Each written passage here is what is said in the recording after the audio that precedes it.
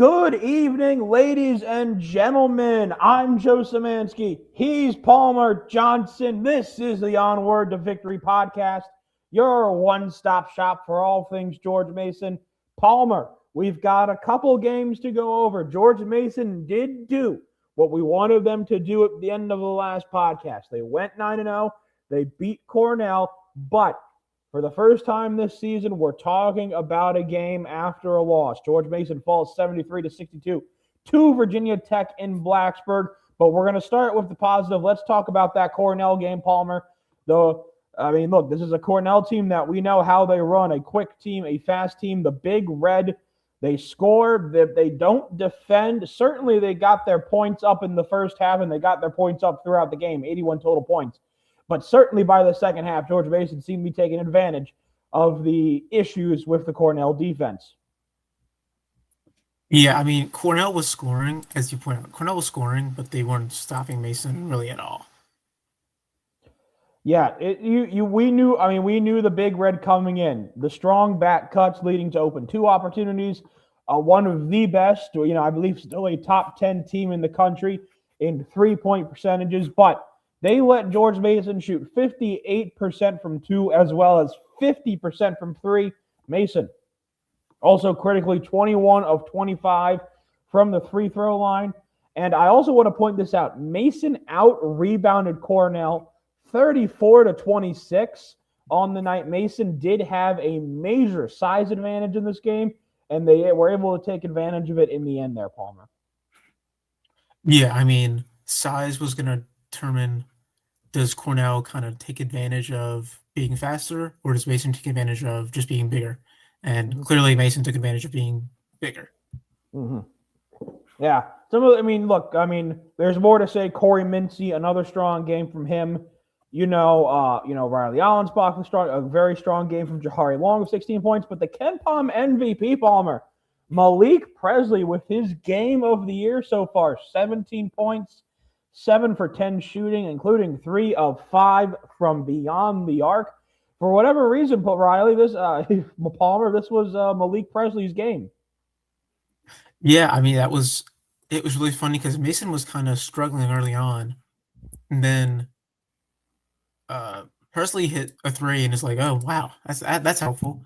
Then he hit 2 more and you're like, okay, that's a lot. He took 5 threes this game. I would have. He's taken 5 threes for the rest of the season. I would have guessed that he wouldn't make 5 threes all year. So yeah, he's on a great pace. I don't know if I would have guessed that. I think that's right to say. I don't think anyone would have guessed that. I think he's 4 for 10 in all games not played. Again, games played against Division I opponents. Obviously, 2 of his threes coming against non-D1 Catawba. But this is a guy who was 2 of 16, I think, in his 1 year at Vanderbilt that he actually played basketball. He's 4 of 10 now. That's a positive increase. So, I don't think Malik Presley is going to stay at 40% three-point shooting, but I think I'm less against it if he's wide open than maybe I was at the start of the year. Wouldn't you agree, Palmer? Yeah, he was taking early on. It was like, okay, there's 5 seconds left and he's open. Take that shot. But I feel like in the Cornell game, it was like there's 15 seconds left and he's open. It's like, okay. If they're making it, if he's making it, I'm okay with it. Now, I am pretty sure that one of the misses missed by like 5 feet, but 3 went in. That's what matters. Yep, that's what matters. But yeah, obviously Mason taking advantage of what they needed to do also caused a couple of Cornell turnovers, which isn't necessarily something that a lot of teams have been able to do to the Big Red yet this year. But Mason forcing a couple of critical steals that let them gain momentum back at times.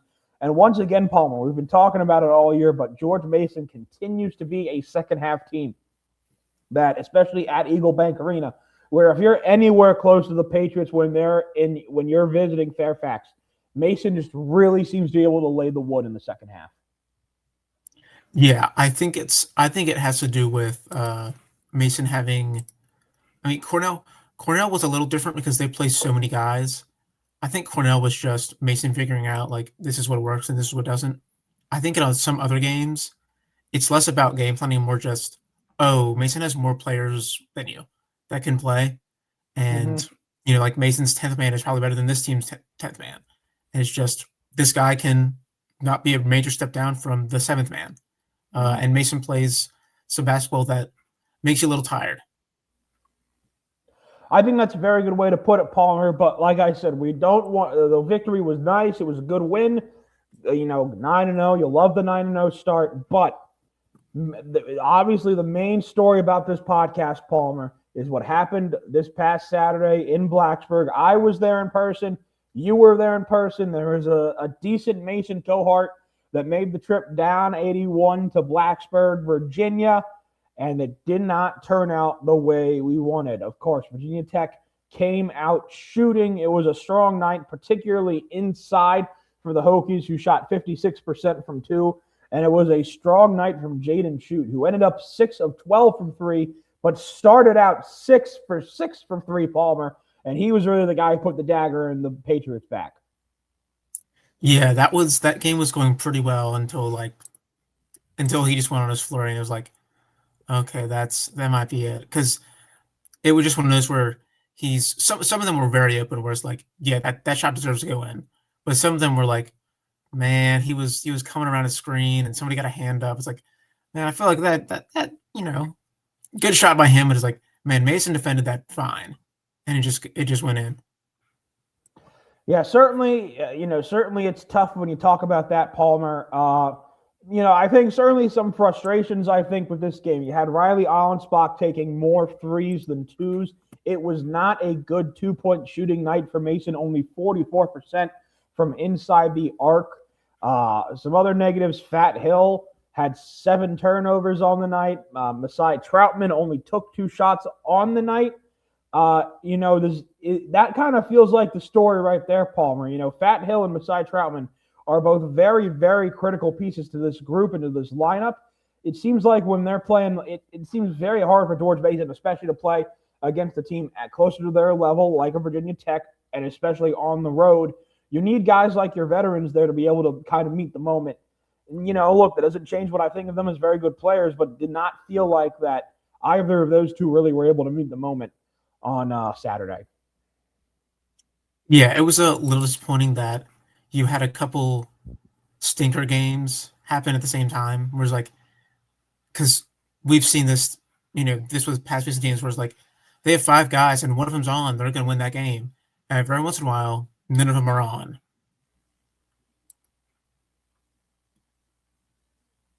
Yep, I mean, that's just undeniable for the Patriots here, Palmer. And like you said, it's the first true road test of the season. I think if you're Tony Skinn, you probably wanted to get these guys on the road before this game, maybe go to a tougher team on the road, maybe one that you had less of a chance of winning. But certainly on paper, George Mason should have been more in this game. It feels like the interior struggles were really the thing that kind of defined this game. And, 16 turnovers of the Patriots, Fat Hill of 7 turnovers on his own. That's something that I feel like Tony Skinn is going to be trying to correct this whole week in practice leading up to ODU. Yeah, the 7 turnovers. Honestly, I didn't notice it until after the game. But we would talk about Fat Hill as like, oh, they can use him if they need. Kind of he doesn't need to be a high usage guy because he's missing so many other guys. But nobody else was really, Troutman didn't really step up. Long had an okay game. It was just Fat Hill needed to get it done, and that wasn't his night. No. And that happens in college basketball sometimes. You kind of get punched in the mouth sometimes, Palmer. And those are the type of gamers that make your team better in the long run. The hope, obviously, of course, is that this makes this group better in the long run for them to kind of go down and get punched in the mouth like this, how they did here in Blacksburg. Obviously, the main threat for the Hokies, we pointed them out, Amani Hansberry, Jaden Shute. We already talked about Shute, but Hansberry, especially early on, was able to set the tone. This is something that I think it's maybe now time to talk about, Palmer, especially in the aftermath of a loss. Dola Adebayo got the start again, but for, I believe now, the second straight game, played single-digit minutes. He played only 5 minutes against Cornell. Now he's got only 2 minutes against Tech. Both games he started. Palmer, what's going on here? What's up with Dola Adebayo? Uh, it's not been a good time. It hasn't been this bad all season, but it's been pretty bad for like the last couple weeks. I mean he played like he's played 7 minutes in the last two games. That's really not something that you want from a starter, and you don't want that from anybody in your lineup. But a starter means, I mean, I think both. I know for sure in the Tech game he got pulled for the first time. He never went back in, and I'm pretty sure that happened in the Cornell game too. Yeah. He was just been a kind of a. It feels like in the first 4 minutes, every single game there'd be somebody's wide open at the hoop, and either Dola Adebayo, ever somebody's yelling at Dola Adebayo, or he's yelling at somebody, saying like, "That was your man," or "That was your man." It's like, oh, that's not something you want happening. That's something that can happen in game one against Wofford, but Tony Skin doesn't. Tony Skin does not. I see doesn't. I won't say he doesn't care, but you get a little more leeway. Being a little iffy on offense if you do your job on defense. He will not put up with bad defense, and we were kind of counting on Dola being. We had kind of penciled him into the Woody Newton role, and unfortunately, that has not turned out true so far. Malik Presley has kind of outplayed him a decent bit. Presley was kind of seen as a guy who would be in and out of the rotation, and he's starting and thriving in a starting role. But yeah, Dola, I mean, everything we hoped would happen kind of isn't happening. Honestly, we were kind of he felt like he was the safest starter besides Braden O'Connor preseason by a decent margin. Mm-hmm. I would agree with that absolutely. Yeah, no, it's hard to see what's been going on, especially how critical that role is to Tony's defense. Usually the 4 is kind of the lead there on the 1-3 run zone that Tony likes to put at teams sometimes. It's a struggle. You never want to trash a player when he's down, but something is clearly not clicking with him, Palmer. I think that much seems to be true, sadly. And I think, like you said, Tony Skin is totally okay not seeing production on the offensive end of the ball. I think maybe this year more than ever, considering we have Allensbach, Mincy, obviously, Long has been contributed offensively well, Troutman, Hill. This, in terms of offensive scoring depth on paper, this is by far and away the strongest that Tony Skin has had since becoming George Mason coach. I don't think that's undeniable. So I think maybe this year more than any, it's a year for a guy with strong defense and maybe not the best offensive numbers to be able to still take control in the starting role. But it's been the mistakes on rotations, been the mistakes, watching himself on defense. I think not only was clearly, I think, frustrated the coaching staff, but I think it's frustrated the fan base as well about Dola Adebayo. I think the question now becomes, what does George Mason do? Does Tony Skin, ODU, and then after that, it's Loyola Maryland and Penn. All three teams sub 200 KenPom. Loyola Maryland is a sub 300 KenPom team. What's the goal? Is maybe just kind of these 3 games, does Tony kind of treat them a little bit more like the first couple of weeks of games of the season again, and maybe test out some more interesting lineups to figure out who's going to fit the best at that 4th position? I think he does play around with some lineups. I think eventually at some point Dola gets taken out, and it's kind of like you gotta break back in, because you want, in a couple weeks you'd really like Dola Adebayo to be playing, because this team's ceiling, the highest ceiling is with Dola in the lineup. Kind of like last year with O'Connor, where he was kind of struggling. It's like, yeah, it's not going too well in November and December, but if it's going well, it'll probably be going well soon. You want it to be going well soon. That's where the ceiling is. So I think, yeah, give some more Stasivka minutes, or maybe start Presley at the 4 and put somebody in, put Troutman in at the 3 or something like that. Try something like that. Maybe get Devin Booker some minutes, because he's he looks raw out there, but you can see the flashes of him being a really good player that you can get excited about. And it's just, yeah, it stinks that Dola's looking more like a kind of like a sophomore, where you see like he's pretty good and might have some lapses, and that's okay from like a young player, but for a guy who I believe he's a redshirt senior, I think this is Hmm. his 5th year. That's that's really disappointing.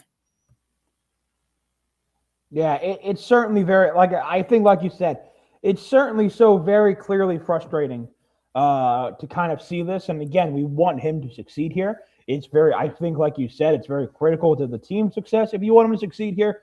But I think until Brandon O'Connor comes back, Palmer, which I think looks increasingly likely from what we've seen and heard, is that O'Connor is going to come back this season. It looks like, and not take a redshirt medical year.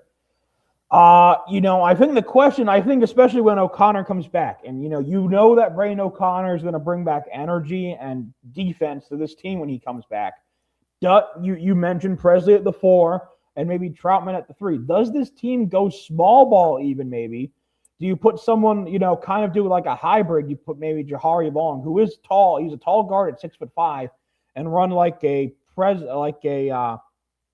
Mincy, O'Connor, Long, Presley, all on Spock lineup or something of that type, and maybe see where that goes when Braden O'Connor is healthy. I think you try it, and of course, the hope is that by the time O'Connor comes back, Dole Adebayo has figured it out and is looking like we expected.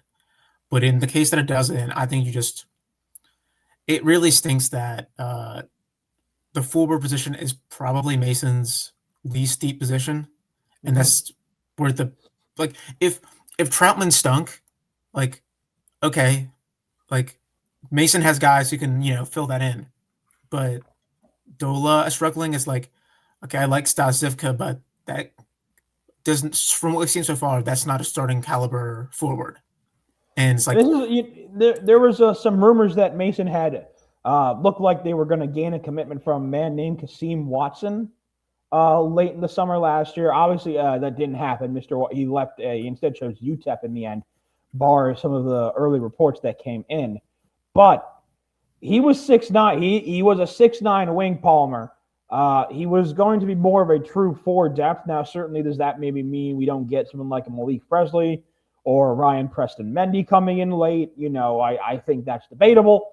But maybe it's one of those situations where you look back at that and you say, oh, maybe if we had, it reminds me a little bit of when Amari Kelly had to be benched, had to be suspended the game for stabbing a guy in the head, and Malik Henry had to miss a couple of games through some personal issues in Tony Skin's first year. And like, oh man, if Nico Pavret hadn't left, 2 games into the season, that would have been really nice to have right now as a player. And yeah, it kind of maybe it's one of those things where look like, oh, there were these reports coming out that maybe this guy's signing with us. He was the 6'9" big wing. He's not necessarily doing great at UTEP or anything, but he would have been, I think, much more. He would have, in theory, been much more of a fit depth wise for the 4 in Tony Skin's system than maybe what's behind him right now. yeah, I think they got because they Presley was the guy who came in after the reports, so I'm just Yeah. gonna kind of assume that Presley was the backup plan. Uh, Mm-hmm. so far, I would just say Presley has been a bigger impact on Mason than Watson has been on UTEP. Also, Yes, that's for sure.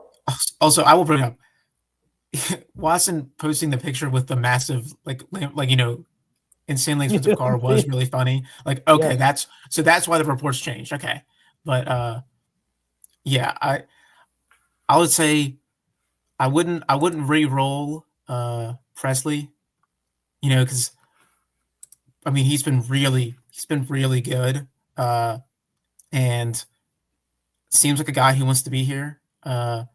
Clearly, Watson didn't want to be here that bad if he was going to leave Mm-hmm. for you know he committed to somebody because there were reports that he committed. Yep. So clearly he wasn't that committed. And Presley seems like the guy who's really just bought in and stepped up to honestly, he's played what Mason needs. And unfortunately for Mason, they need even more. And Yeah. he's a really good player, but that the size limitation might just not be. I mean, he's really good, but can I don't know if you can run a 6'5" guy at the 4 and the 8'10". Not his fault at all, but No, not at all. it's a Absolutely. tough situation. It is, and that's something that happens. It's going to happen in this era with the portal and everything, and that sucks a little bit, but it's true.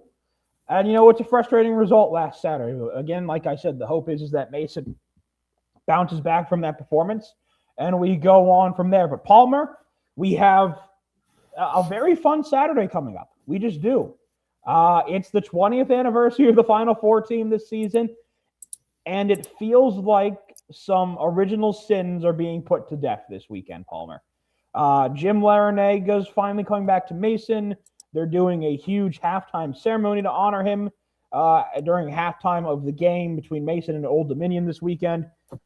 Ignoring the game and the old CAA rivalry that brings forward, Palmer, obviously the way in which Larenega left Mason was disappointing for lots of fans. Certainly, I think as the future was then and as it is now, I think a lot of fans feel like that was a fault of the administration and not Larenega, who had rightfully asked for a pay raise for what he had done for the program over the past 5 years from the Final Four to when he left from the Miami job.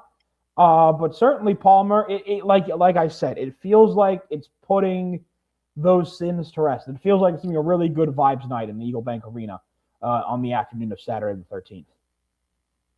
Yeah, I was 3 when the final, or I was 2. I was almost 3 when the Final Four happened. So I can't speak on the Larinaga days, but it is really good to just have, basketball alumni coming back to your team, because that just kind of gets your team more connections. Maybe some local recruits look up to these guys, when they were young. Well, actually, I guess you get what I'm saying. It's just good to have players coming back, because maybe that kind of influences players who are like, oh, these guys enjoyed Mason. I might enjoy Mason too. Yep, that's absolutely right, Palmer. And it's going to be I think, very fun. I'm not going to be there. I believe you're going to be there, I think, on Saturday, Palmer. So Palmer will be our voice in the sky. I'll be watching from my couch at my home in Harrisburg. But for right now, Palmer, we'll have one more after the ODU game, and then we'll be off for Christmas. And then, folks, we're only about 2 weeks away. It's kind of crazy to say that, but we're only about 2 weeks away here, Palmer, 2.5 weeks away from conference play in the A-10 New Year's Eve afternoon game at LaSalle in the Gola Dome. I guess it's not the Gola Arena. It's what? It's the John Glazer Arena now, or whatever. Is he the John Glazer or Jay Glazer? Is he the John or Jay? I think it's John Glazer. I believe it's John Glazer Arena. We're going to the Glazer Arena, but as we jokingly call it, the Gola Dome will be Mason's first test this year in West Philadelphia. We're right there, Paul. Isn't that crazy that we're right there already? But we've got 3 games left in non-con. We'll be here for all of them. We'll see you next week to recap the ODU game and look to the last 2 games in the non-con stretch. But for right now, I want to thank you all for listening. This has been the Onward to Victory podcast. I'm Joe Szymanski. He's Palmer Johnson. Thank you so much for listening, and we'll see you next time.